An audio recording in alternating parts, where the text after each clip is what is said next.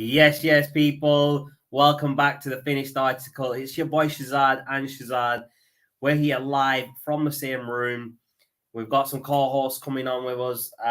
But before we do, I'll let Shaz say his piece. What's happening, guys? Hope everyone's well. As always, leave a like, subscribe, and comment. I'm here to make sure Shaz runs the show right today, because last couple of days he's been off tune and. Yeah, I've got the manager on board today to watch me to make sure I'm doing everything right. So, yeah, it's one of those days. Let's bring everyone else on board. So we've got our boy Nav's back with us. Welcome, Nav. How's it going, Shaz? You all right? Man, all good, man. And we've got our boy Rich with his England shirt and everything ready for Tuesday. You know what? Tuesday can't come soon enough. I'm just I'm so bored. I want Tuesday to come right now. That's it. We've got wrestling on over here. We've got Survivor Series on. So if you see us looking this way, it's because we're watching wrestling as well at the same time. Killing two birds with one stone in it, Chaz. Exactly, bro. Exactly. We'll talk about that on another podcast. We'll get to that on another podcast. But we've got Germany and Spain in about an hour. That's going to be a cracking game. Definitely. And did anyone catch Argentina and Mexico yesterday? Yeah, I watched the interesting game, but let's be honest, Argentina were always going to win that after Mexico didn't really do much. Messi's goal, I'll be honest with you, didn't really impress me because no one really closed him down. I mean, it was bound to happen. And their second goal, Rodriguez, I think scored it. It was Kerala. Again, rubbish defending. Let's be honest. But yeah, they got the result. Did your boy Martinez play? Oh, yeah. Then Martinez was in defense. So Argentina got something right for a change. Not sure why he was dropped in the first place. But as soon as you've got a prolific defender on, then you might as well play him. But yeah, over to you guys on your thoughts. Yeah, I mean, I thought Messi wasn't as good as everyone expected him to be, I don't think. He only scored the one goal. I think that was his first goal in the World Cup from open play because his other goal in the last game was a penalty. So he's not been as good as I expected him to be anyway. I don't know about anybody else. Rich? Your audio's gone really low then, Rich. Yeah, it's a decent finish by Messi, but like Dad said, they could have slowed him down better. But at the end of the day, they won in 2 games, so probably on course. If he keeps that up, he'll get the golden boot. Yeah, that's it. What about you, Nav? What did you think of the Argentina-Mexico game, bro? You see, I watched bits and bats of it. I mean, I don't like Messi, I'll be honest with you. You know, I never watch Messi whenever he plays. I think everybody, absolutely loves watching Messi play. I don't like Lionel Messi, so. But overall, I think it was all right. And there's another player in Argentina that I don't really like due to the club that I follow, Di Maria. You see, bro, that's a touchy subject, that one. That's it, So, I was hoping Mexico would beat him, but it didn't happen, did it? So, but oh well, Argentina played well. Fair enough. You have 2-0 winners. I'll tell you what I was more impressed with today. Actually, was Morocco's win against Belgium. I didn't even know. The best thing about Belgium, Morocco's result was, De Bruyne said it in a pre-match interview that he doesn't see Belgium as favorites because they're kind of old. Because shit, basically. And they don't. They're kind of like England of yesteryear, like a golden generation that's kind of died off. And they had their chance in 2018, which they didn't really capitalize on. I think it's. That's it. Well, let's be honest, they were just rubbish, and Morocco fully deserved the 2-0 We spoke about Belgium in one of the earlier episodes that they've got a really aging squad, and they're quite a lot of the players are old. Like De Bruyne is quite old now.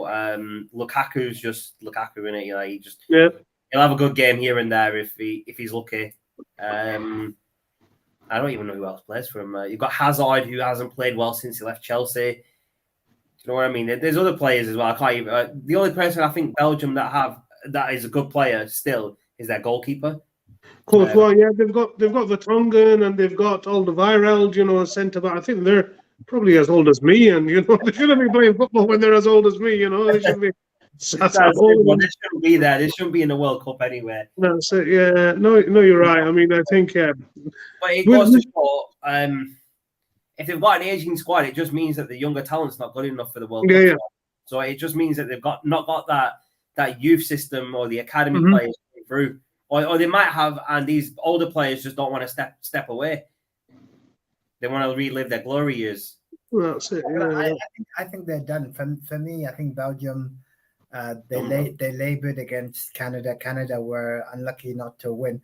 If Canada had a striker, which everyone was saying today on the radio, they would have been a lot more clinical. They scored their first goal today. I think they're currently 3-1 down against Croatia. But then again, Croatia don't really pose much of a threat either. I think they're bang average, as with most sides that we've seen. I mean, even though France won yesterday, or was it the day before yesterday? I think it was. Oh, it was yesterday, yeah. Yesterday, yeah. I wasn't really impressed with them. Mbappe, for me, was kind of like he did what he had to do, and let's be honest. Striker, that's what I've said this before, and I'm going to say it again. Watching highlights of a team that has Mbappe is just highlights of him missing 9 out of 10 goals. I watched the highlights yesterday after I realized that they'd won 2-0, and it said Mbappe had scored the 2 goals. So I turned it on, and literally the first highlight was Mbappe missing, and just inside the box, outside the 6-yard box, he went for a shot. He went flying over. I'm like, this is what I expect from this guy now. But he does it with PSG as well. When you watch highlights of PSG, it's just highlights of him missing and just being an idiot. He needs to work on his accuracy because everything else in his game is actually decent. If he works on accuracy, it'd be better. I don't know, Richard. What do you think? I think Mbappe will run past anybody any day of the week. But yeah, that finishing, I don't know. Go on, Richard. What do you say? I agree with you. But here's the thing, right? If you look at France's defense, Rich is talking. Oh, go on, Rich. Go on, Rich. Sorry, your audio's off a bit there, Rich. Richard, your lips are moving, but we can't hear you, pal.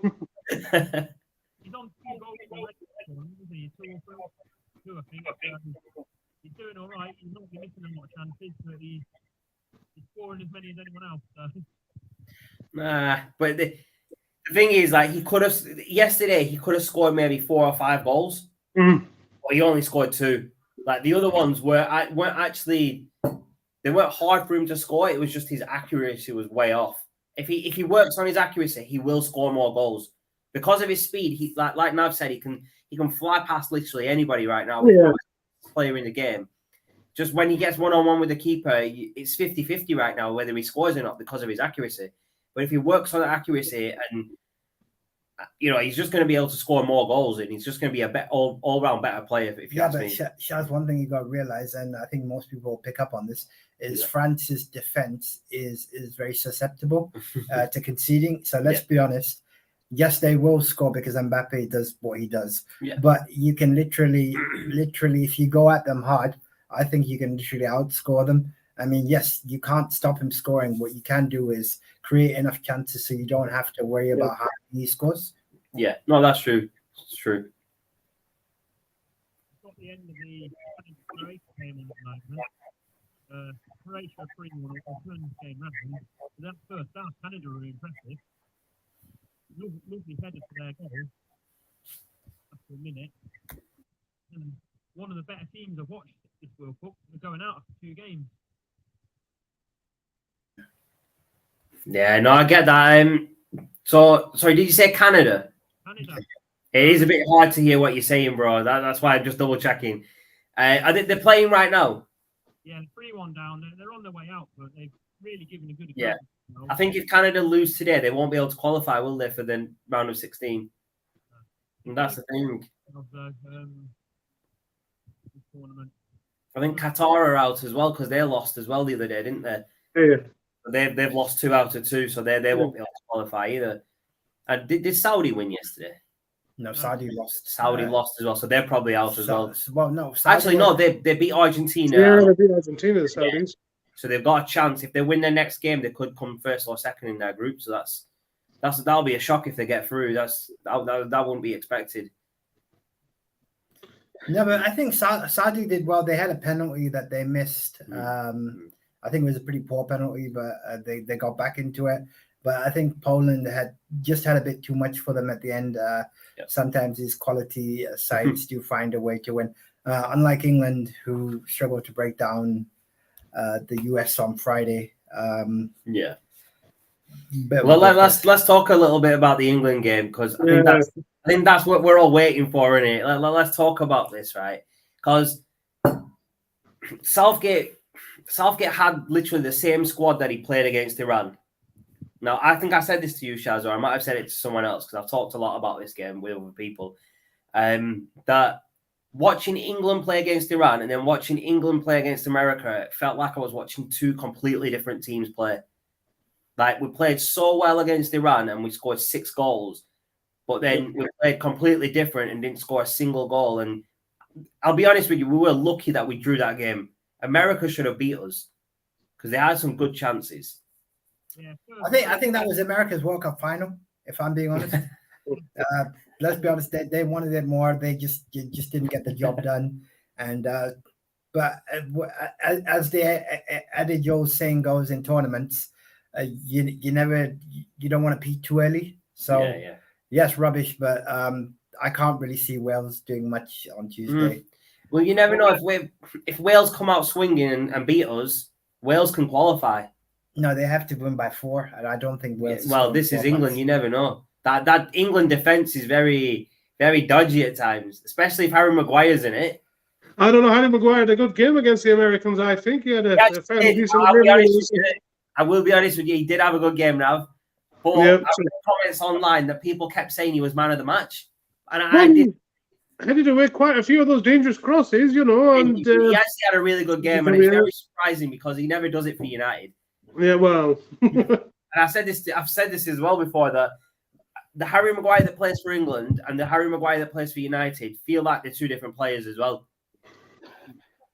Like, he turns up for England, and he doesn't even get paid to play for England, right? He doesn't get paid to put that 3-lion shirt on, but he plays really well. But he gets paid like £100,000 a week or something at United to put the shirt on, and he plays like he's Accrington Stanley player or something. Yeah, but it's a different ball game in the Premiership, innit? I mean, with international games, you'll get teams that are poor, teams that are not good, and you know, and stuff like that. But in the Premiership, every game is a cup final. Every game's a tough game. Yeah. You know, so. Yeah. And I think if England get through to the round of 16 and we start playing the bigger teams, we're going to struggle.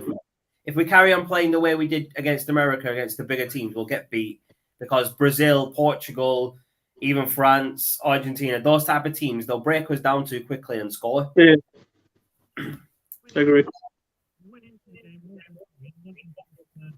Oh, this is interesting. So we do have a comment here from Sky Blue Fans TV. I'm going to ask now first, then we'll go to Rich. Who would be the better number 10 for England this World Cup? Foden, Maddison, or someone else? I'm gonna let Richard answer that first. So I'll get Richard's point of view on that first. Let me go, Richard.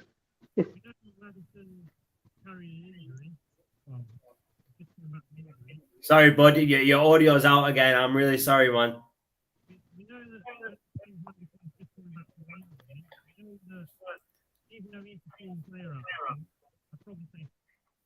Oh, I think we've just lost Rich.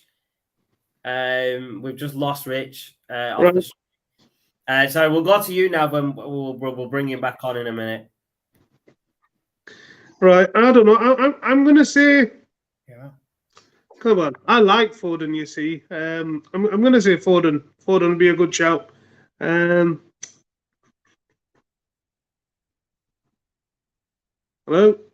Yeah. Sorry, no, I was just saying something else off the side there. Go on, Nav. Sorry.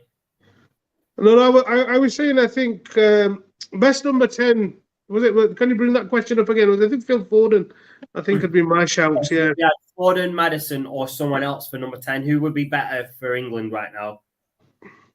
I think the way he's playing, the way he's been, you know, throughout the season. You know, I think we were talking to Adam when we did that preview show for England as well. I think Phil Foden is probably the best shout for number 10 for England right now. Now, we just had a message from Rich that he's having some audio issues, so he's just He's just signed off for today because he's going to try and get that sorted for the next show. Yeah, no worries. It's fine. Sorry, go ahead, Nav. You were saying Foden or Maddison? Yeah. No, I called Foden. I think it definitely Foden, right? What about you, Shaz?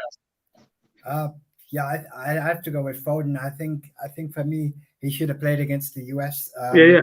He has this ability to unlock defenses and not just that, take opportunities that others struggle to do.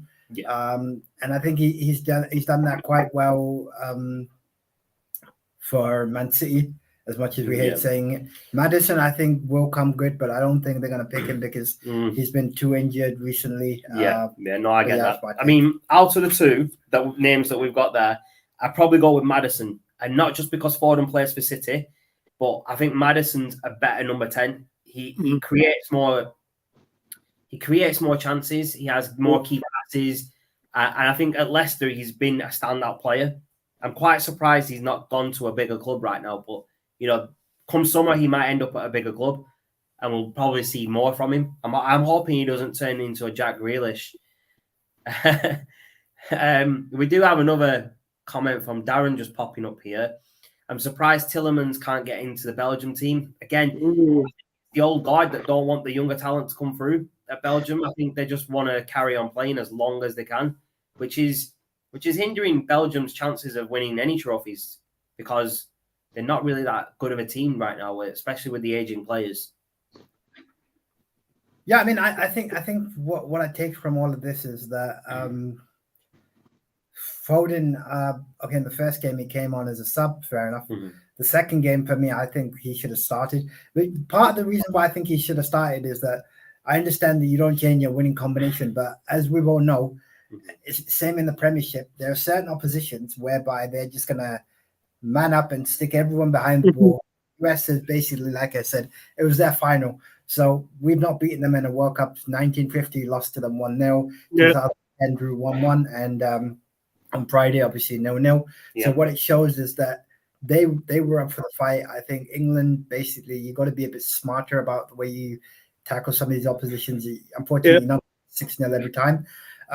But yeah, that comes with experience. One thing I would say in Southgate's defense, and I don't really say this much, is that to win a tournament, you're never going to win every single game. So sometimes you've got to, I guess, you got to do what Fergie did back in the day and win ugly, or just grind out a result. 100%. In a tournament, obviously, you don't have that many games. So you have your 3 group games, then you have. Obviously, if you get through, you get the 16, the quarter, and final. So you've got 7 games to play, and do you know what I mean? It's not a lot to get your team working well together. Now, the problem that England had previously, when you had the likes of Beckham, Gerrard, Lampard, and players like that, is that they didn't really get on that well off the pitch because of the clubs that they played for. There was the rivalries were quite personal to them, like, if you know what I mean. Like, what do you call him? Gerrard didn't like David Beckham because it's Liverpool and England, Liverpool and Man United and stuff like that.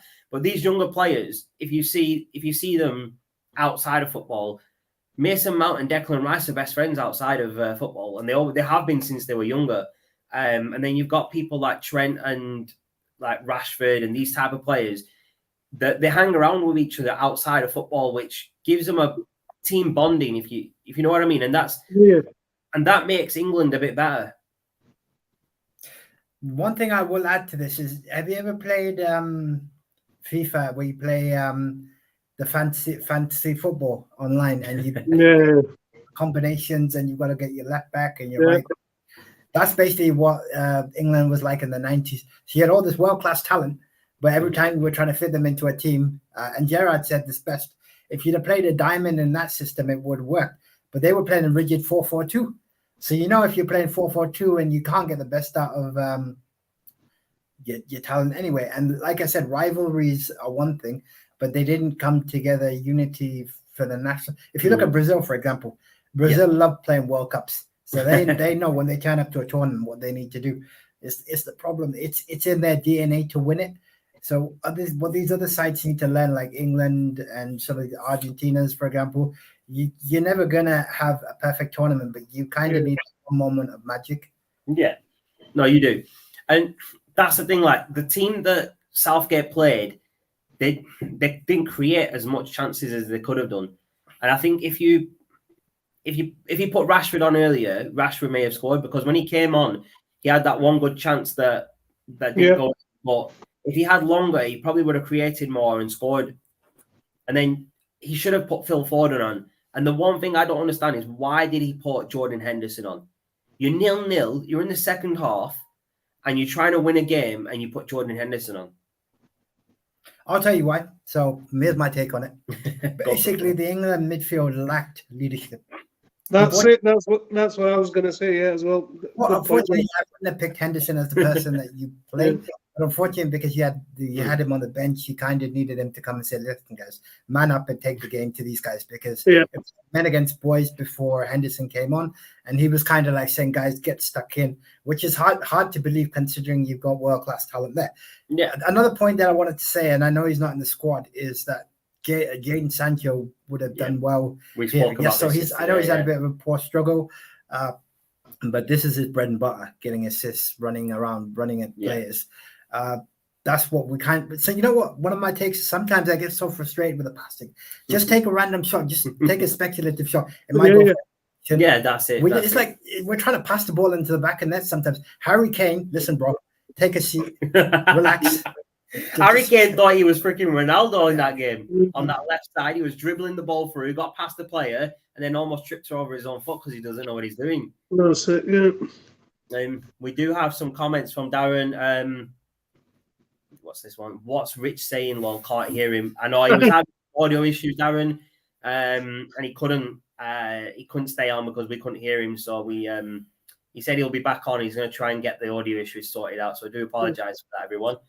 Yeah, I'll be honest with you, Darren. Even I could see his lips moving, but I couldn't hear any of his words. I thought my hearing was going for a bit then, but yeah, I think he was having some audio issues, So yeah, that's it. And then we've got we've just had a 4-1 Croatia. So Croatia beating Canada, and then we do have a comment here from Darren again. Send Mason Mount home now. Why does Foden have to do? What does Foden have to do to play? Drop Sterling for Grealish as well. Maguire has been quality. He's won every header against America. Yeah. Well, I agree with the part about Mason Mount and Phil Foden, but I don't agree with dropping Sterling for Jack Grealish. Well, you don't like Jack Grealish. You don't like Jack Grealish. I agree with everything else Darren said, and I don't have a problem with anything else. But the problem I have is Grealish did come on against America, and he didn't do anything. He had about 20 minutes, 25 minutes. He did nothing, man. And this is the problem with Jack Grealish. He plays for the Premier League champions. He hardly plays. And when he does, he doesn't have a good performance. And it gets overlooked because City are winning and City are champions. If City didn't win the league, if City were like 4th or 5th or even worse, it will get picked up that Jack Grealish cost them 100 million and he's flopped.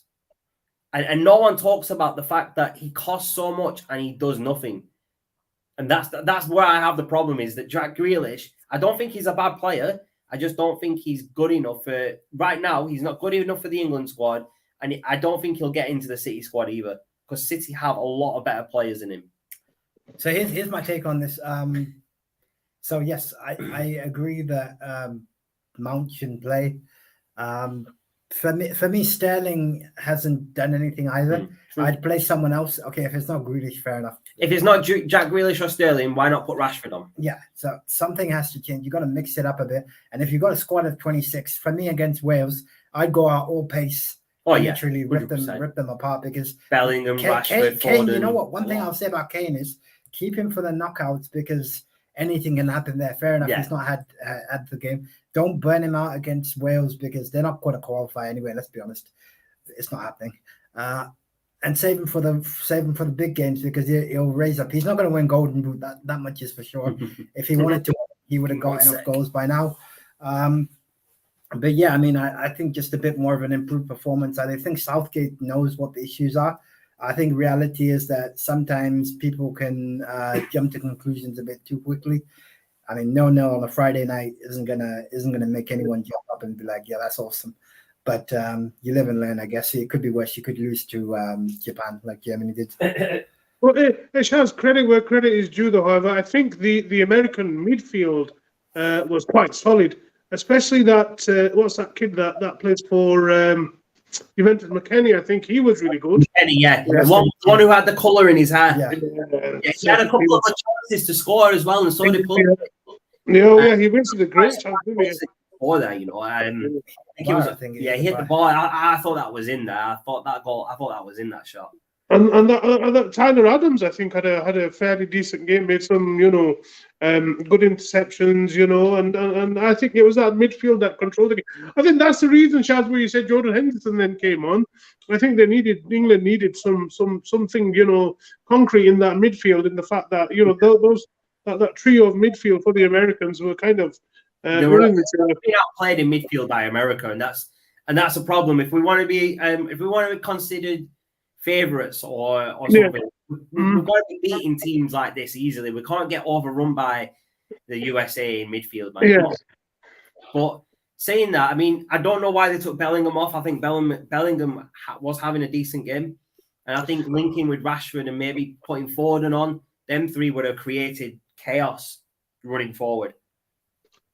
Yeah, I don't think it was one of Bellingham's better games or sorts. And I'll be honest with you, I think Declan Rice looked out of his depth. I mean, normally I think he's fairly decent, he's quite reliable and stuff, but no. I don't think he had a good game. He didn't have a good game, and that's the problem. They were basically the midfield that were getting overrun by America.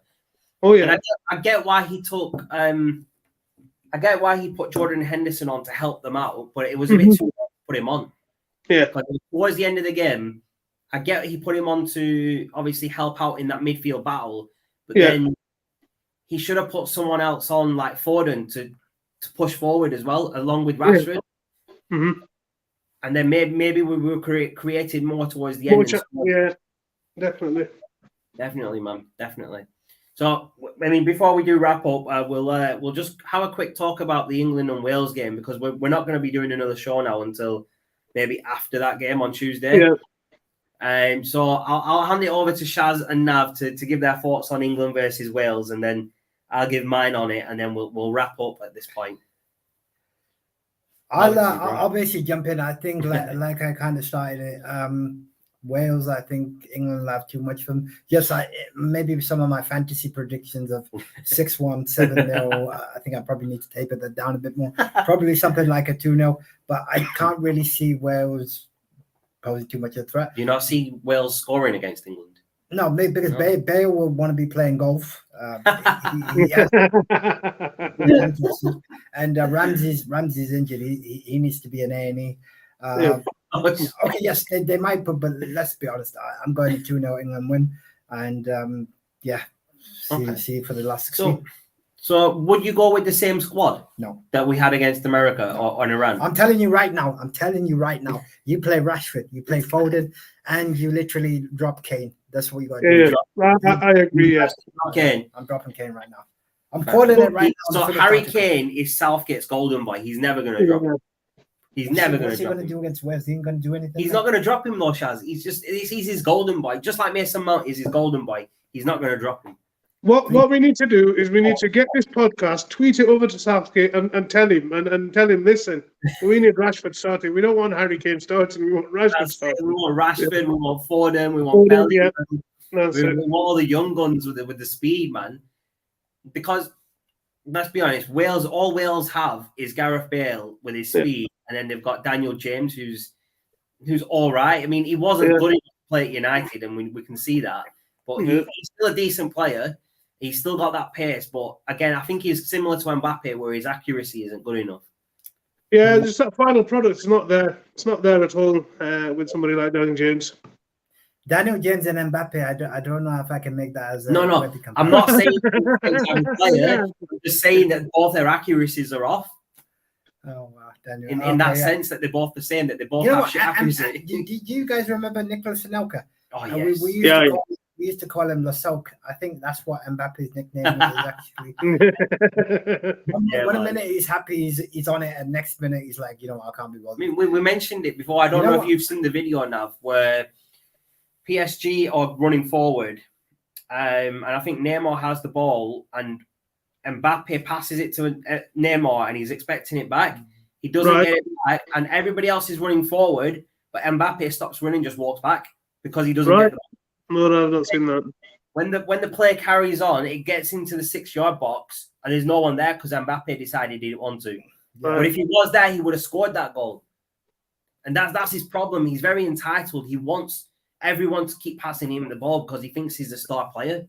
See, this is the thing, Shaz. When you get so many personalities in one team, it's bound to happen. It's going to happen. You know, the best man manager ever, I think, well, according to my opinion in football, was Sir Alex Ferguson. He'd get all the big personalities, you know, he'd tone them down, and he'd make them perform collectively as a team, you know, and stuff. Yeah. And nowadays, with the advent of social media, with the advent of big sponsorship deals, television, and even the media itself, you know, it could take a toll on players, but at the same time, these players need to be going out there and performing, you know, for what they're paid for and stuff, you know. Well, you mentioned Harry Maguire before, you know, the Harry Maguire that doesn't turn up for England, turns up for England, doesn't turn up for United.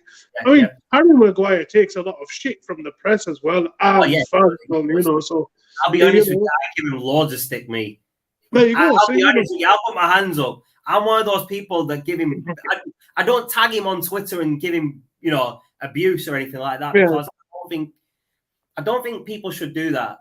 I don't think you should go online on Twitter and say, "Oh, Harry Maguire, you had a shit game," or threaten him and stuff like that because it's happened in the past, hasn't it? He's had death threats, all sorts, and I don't know stuff like that because at the end of the day, he's a human being and he's doing his job. Fair enough, he might not be doing it as well as he could, but he might not have the support that he needs. He might not have the training that he needs. That's it. Do you know what I mean? What we need to do is we need to organise a weekend match, get Harry Maguire playing against you, Shaz, so he can do a 2-footed tackle on you. Yeah, that's it, bro. Take him out of the game. That's one for the next podcast to discuss. I think the next that we're going to do will probably be after the England game, not straight after, maybe the day after on Wednesday. But Shaz, I'll let you wrap up, bro. I'll let you give your final thoughts. We'll let Nav give his final thoughts, and I will as well, and then we'll just wrap up. No, I mean, awesome podcast. I mean, we covered quite a number of games. I think it's been an interesting World Cup. I will say that we're struggling to see how Qatar are being able to promote a World Cup that they just got knocked out of. But that's on FIFA because, unfortunately... Let's not get into that side of it because let's save that for another day, yeah, Nav. Yeah, definitely. We'll wait till after the World Cup before we talk about money. Just wrapping up, great World Cup so far, interesting. And we're getting into the business end of the World Cup, so we'll see you on the next podcast. Thank you very much for tuning in. Over to you, Nav. Yeah, I think big game, England-Wales. I didn't give my predictions. I'm going to say it's going to be 2-1. To England. I hope Gareth Bale scores, but yeah, looking forward to it. My team, Holland, obviously are playing as well against Qatar. Hope they win that. Cody Gakpo, yes, that's it. You know. Well, I've heard Cody Gakpo's got an agreement with United already to come to United. Yes. So that's very interesting because we still haven't actually finalised an agreement with Rashford to either extend his deal or give him a new deal. So it's going to be very interesting to see what happens with that. But obviously, I think we'll definitely be talking about that in January when the transfer window opens. But yeah, my prediction for this game, England versus Wales, I'm going to go England 2-1 or maybe 3-2. It's going to be a close game either way. I think it's going to be a tight game because Wales can still qualify if they beat England, but then England can still qualify by beating Wales. So they've both got everything to lose. They could both go home after this game. The only other prediction I want to make is Spain versus Germany. Spain are absolutely going to thrash the Germans today. And me and Shaz are going to happily watch that whilst we have some food later on outside. Ain't it, Shaz? Yeah, absolutely. I'm going 3-1 Spain. Yeah, I'm going to go maybe 3-0 for Spain or 4-0 because Germany haven't been a good team this tournament so far. Anyone that beats Germany, I'm always in favour of them. So yeah, I think it'll be about 3-0. Yeah, definitely 3 goals. Yes, but everyone, appreciate you all tuning in. leave a like on the video, leave your comments down below. Even if it's after the show, we'll still read them and respond. Subscribe to the channel, share it on social media, share it with your family, share it with your kids, share it with your pets, share it with everybody. But I do appreciate everyone tuning in, and we'll see you on the next episode. Thank you very much. See you later.